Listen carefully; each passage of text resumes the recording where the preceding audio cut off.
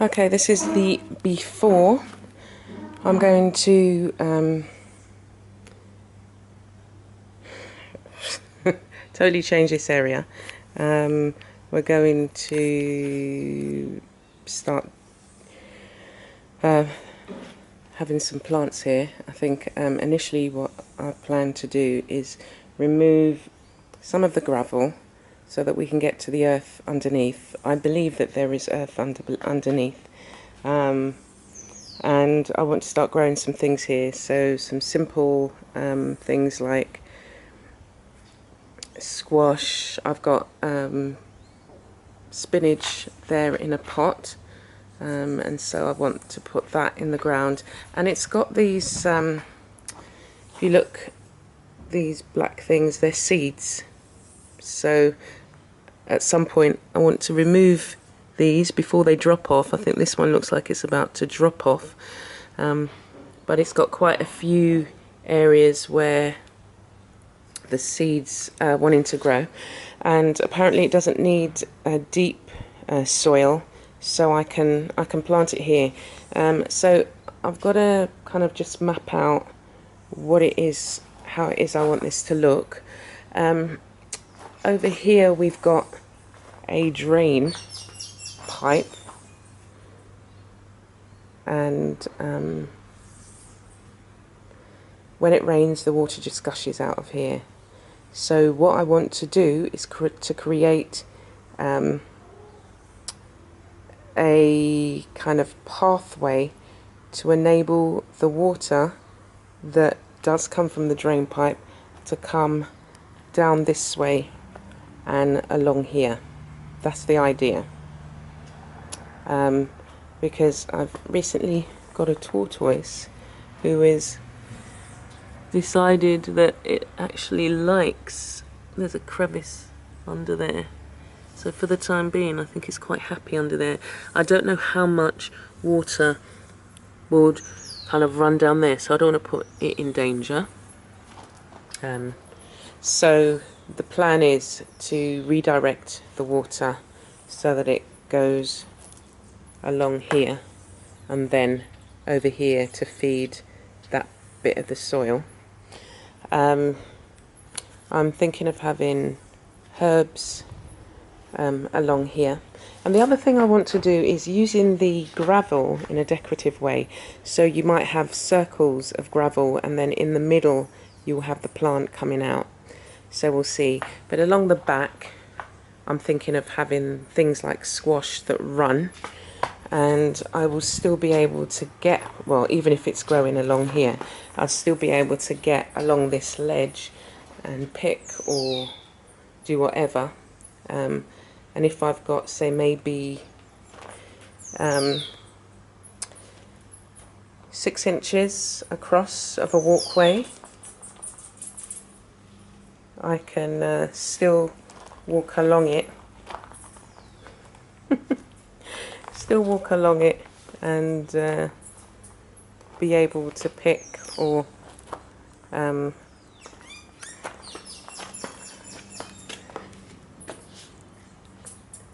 tend to the plants. Yeah, so the herbs are going to go along the front because they'll be easier to pick. The bigger plants will go at the back, and I'm also thinking of having some form of some flowers of some sort.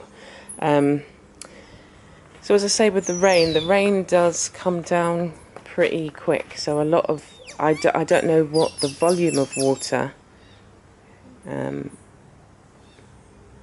I've just seen it gushing out here and into the stones. There's stuff growing, so that tells me that, and you can see the dark areas is where, well, that's moss, and if you dig a bit further you'll find the soil underneath. I think it initially was going to be planted up.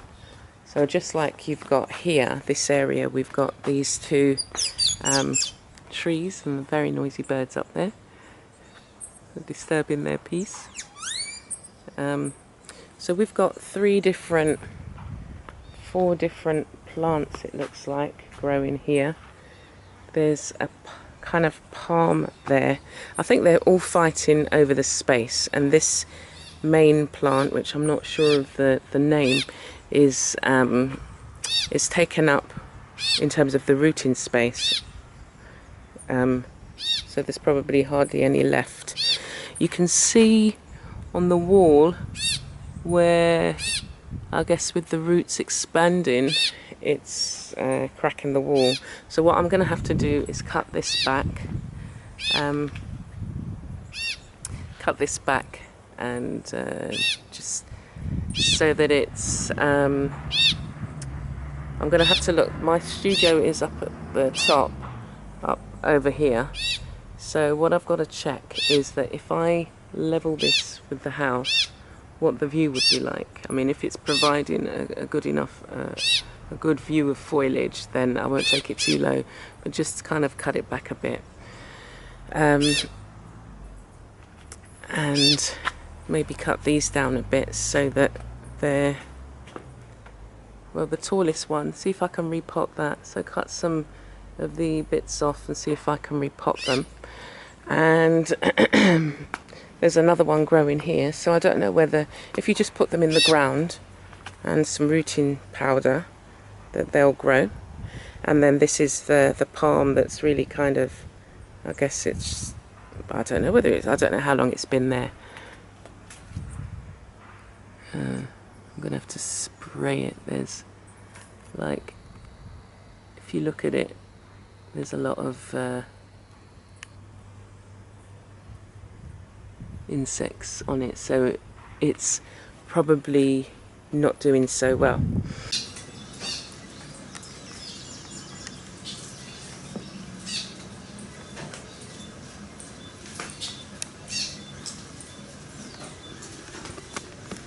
I've got a couple of, this is broadleaf thyme, we've got some aloes here. These are, it's an unknown plant. I found the seeds in my back garden, and so I planted it to see what we've got, and I'm still not quite identified what it is. I only remember planting 3, but there seems to be 4 shoots coming out. These are the others that are coming out, and the other is a jasmine type plant. So I took, you can see it here, this here is starting to grow some leaves, and it was literally just the, as you can see, it's beginning to grow. I tried everything to get the ones with leaves growing, and put this in and thought, I wonder if those side shoots would take, and it seems like they have. And if you can see, there's some growing at the side there, and then these that are growing there. The other one that I had is over here, and it's those plants there, so they haven't died yet, so I'm assuming they're taking root and they're going to be growing. But it produces some really beautiful white, richly scented flowers, so I wanted to see whether I could grow them here. I found them growing on the side of the road, so I've not seen them in people's gardens, but it's got such a beautiful smell. I thought I wanted to have this growing. And the other place that I'm going to put this is in the area where I'm going to be planting some of the herbs, because I want, when you come to that spot, that you smell the flowers. So these 2 birds are having some sort of debate or fight.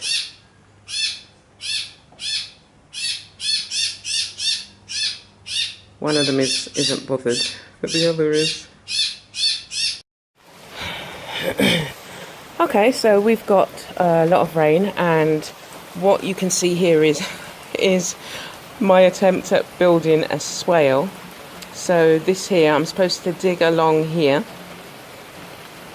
and it was going to go all along here up to there, kind of, yeah.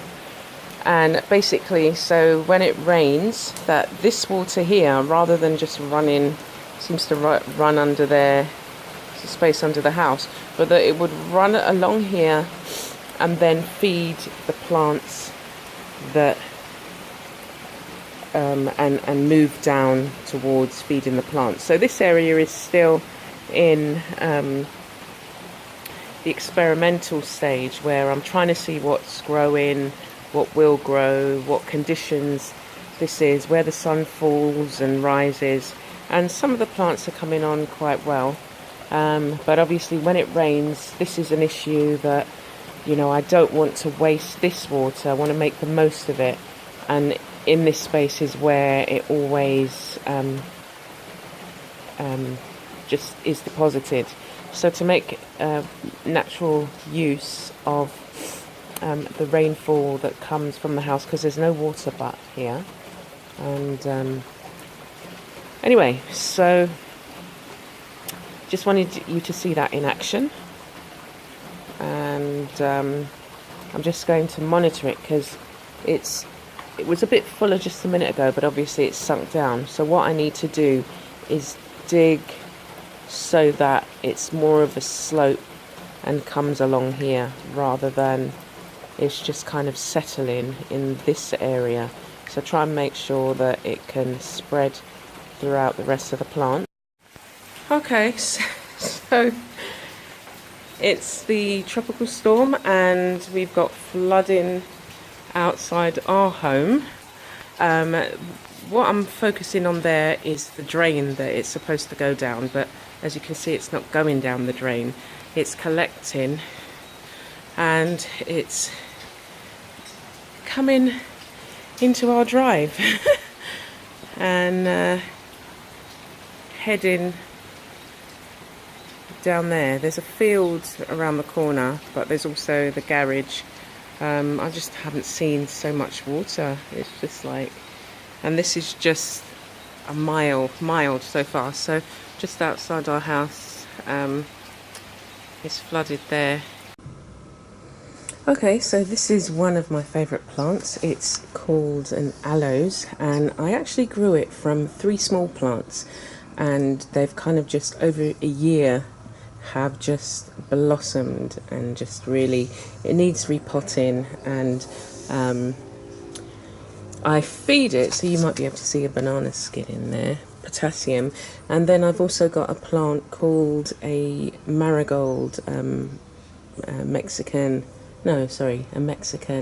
sunflower, which the leaves are used as a fertilizer. It's got a high percentage of fertilizer, natural fertilizer in, so I put those in. But it really does want to be put in a new pot. As you can see, there are 1, 2, 3, 4 plants in here that could do with separating. So that's one of my favourite plants. My other favourite plant is at the front as well, and I'll try and zoom in for you, and it's the rosemary. Now, it's taken me quite a long time to grow that rosemary to that. When I brought it, it was half the size, and it's taken a good 6 months to kind of just grow a little bit. I tried moving it. The place that I had it before, it wasn't really thriving, but under this bearded fig tree, it seems to enjoy that. Here's another plant that I really love, and this is a really quick growing plant, and it's called broadleaf thyme, and you can use it in cooking, and it's really easy to grow. You can just break off a leaf even, and it will grow. These ones, this was broken off, and as you can see, you might be able to see the suckers underneath there, and they're trying to find, they're going to root themselves, so I'm just going to leave that there. And the other one that I really like, cobweb there, is this one. It's called a dinner plate plant. It's just got really broad leaves. I'm going to show you another one. Okay, so here are two more. So I've got a couple more here, there and there. So it was one plant that I was able to get all of these from. So this was the main plant, and then I separated it and got all the others, but they've been growing, and we've got some kind of growing here. And this is the the Mexican sunflower. So within the leaves, when you're starting off new seeds, what you do is you break them down and then you place them into the soil, and it's like rich in nutrients, and so it then goes back into the soil. But what this does is it kind of takes the takes the nutrients from the plants around it, and then it goes into the leaves. So even these leaves that are dead, what I'll do is just crush them up and put them back into the soil. So this particular one had grown about 9 foot, but because it's so close to the house, obviously it's not really a good idea. So I've just cut it back. It could be cut back more. And as you can see, we've got some new growth down there. So this actually just started from a stick. I just got a piece of stick. I'd taken a course at the Andromeda Gardens, and we were looking at organic growing. I put it in the ground, and this is what we've got. And I've got a few other plants that have grown since then. And here's another one that I've just stuck it in the ground, and I'm going to transplant that. So I'm going to show you a couple more plants that are inspiring, and they're green. It's another aloes plant, but it was literally a small plant like this one. So this one looks like it's what I do sometimes is just shade them. So I might get some grass, because it's obviously the sun's a bit hot and they just need a little bit of shading. So it was a small plant like that, put it in the ground, and this is really thriving here. It really likes it here. So the second to last plant I want to show you is my mango. So here's my mango tree growing. I'm gonna have to repot it, but again, I've been really encouraged and inspired by being out in nature, listen to that. Hear the birds and the animals, the insects kind of singing away. So that's my mango tree that I'm going to repot and replant. And let's go around here and I'll show you my avocado. So I've got 2 avocados growing here, and again, obviously they'll need to be repotted because they're trees, but I wanted to give it a good start. And the other green thing, but it's not in a green thing, is my compost bin.